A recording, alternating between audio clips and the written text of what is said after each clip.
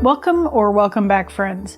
If this is your first time at the Craft Coven, I'm Mare, and I'm making a crazy quilt from a 140-year-old pattern from Godey's Ladies book. I'm also kind of doing the Vlogmas thing, but it's sorta a lazy Vlogmas or Craftsmas. I say sorta because while I'm allowing myself not to burn out by posting every day, I'm still posting way more than I normally would.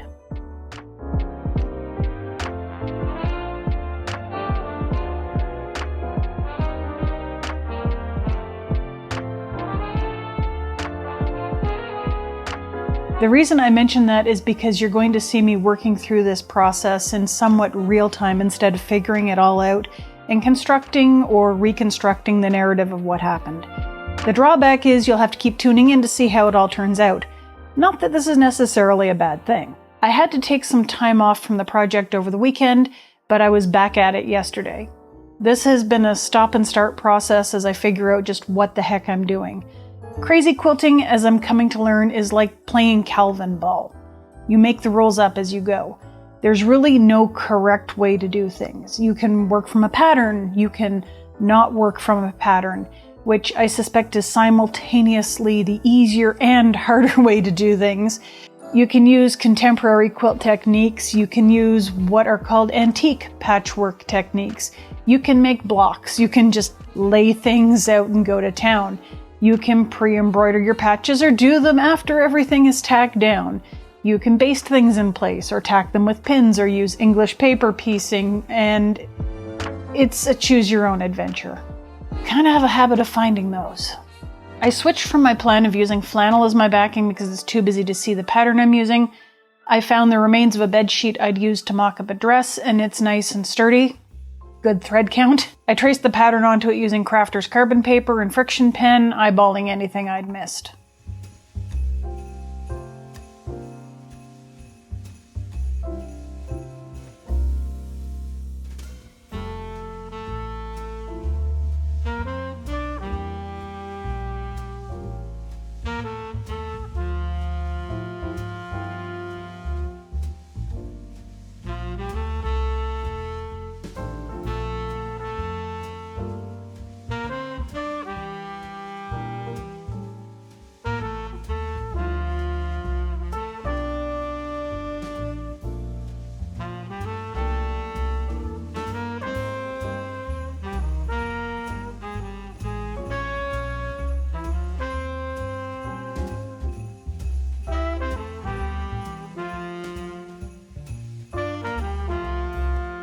I started tracing one of the embroidery motifs until I remembered I'd be embroidering that on one of the patches, so there's a wee squiggly bit just kind of hanging out.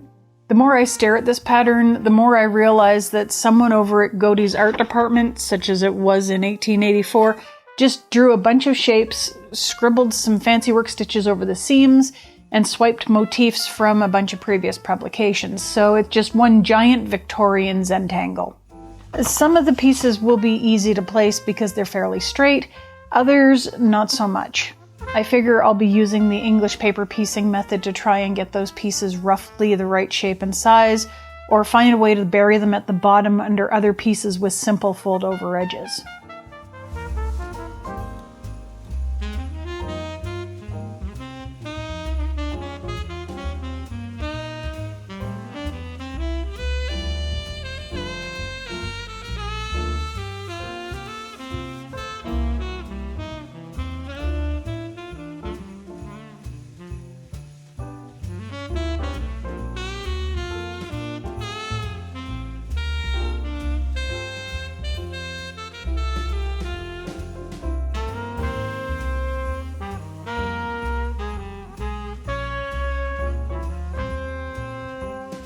I figured out which scraps will be embroidered. For the most part, I wanted to use the pieces sent by Claude and Rebecca. I'd read that the place to start was the center, and since there's a rather curved patch in that area, I laid out the swatches I knew would be nearby and found my central swatch.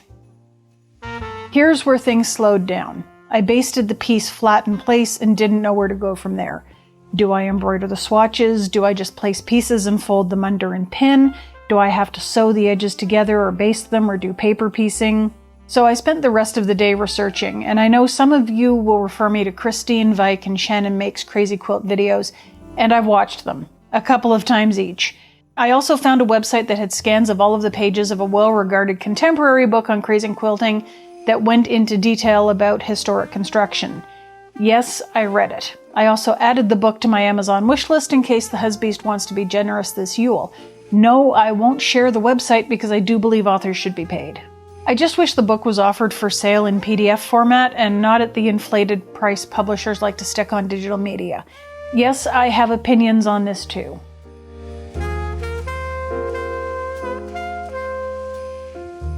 So that was yesterday, and I think I'm a bit better prepared to tackle today.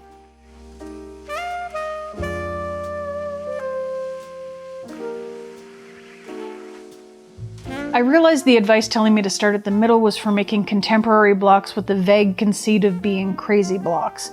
Basically, you spiral vague strips of scrap around a focal patch in the middle, and if that's not a metaphor for something, I don't know what is. I also realized I don't need to pre-embroider my embroidered blocks. I could do this, but I could also choose not to, so I'm going to choose not to and get the colors in their place so I can make sure the fabrics surrounding them make things pop a little bit more. Apparently some folks just pin everything in place and start embellishing, and that sounds fantastic. Unfortunately, it also sounds like a lot of pins to wiggle loose and get lost where they can become a danger to feet and cats. So we're looking at basting. If we're turning under the edges, and I do like a nice neat edge, we'll be basting on the seam allowance. The main thing is doing this so I'm not accidentally sewing through the basting when I'm embellishing. Christine Vike's method seems to be doing wee back stitches spaced well apart, and that might have some merit. The idea of an idealized Victorian crazy quilt sampler with just the embellishing stitches on the back of the foundation really does tempt me, but I may try Vike's method. I even picked out some similarly colored thread to make basting less noticeable. Some can call it laziness. To me, it sounds like a fantastic way to get the basting out of the way and on to the next step without having to pull out all those stitches. I'm going to try putting the really wonky shapes on the bottom and try to lay the less irregularly shaped pieces over them. If I need to, I'll paper piece. I had printed 2 copies of the pattern and cut one up just for that purpose, so we'll see how it works. I don't want to sit here with the iron running, so I'm going to baste things in place as best as I can, making sure things are as flat as possible, then press if needed. Then we'll see about getting onto the embellishing.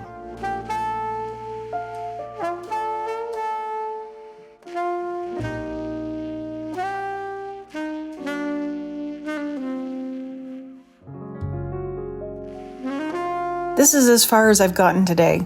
I guess I'll continue on and we'll see what it looks like when we next meet up.